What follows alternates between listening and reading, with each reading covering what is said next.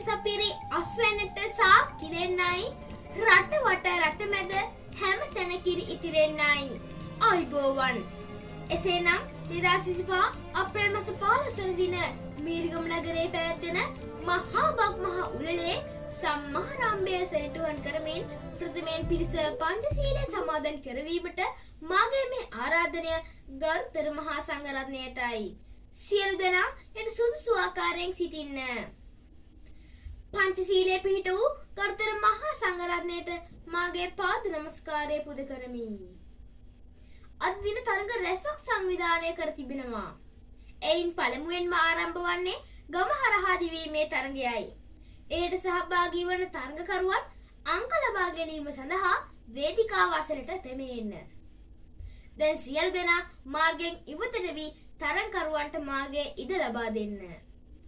ආරක්ෂාවට යන වාහන සැලසුම් කරගන්න.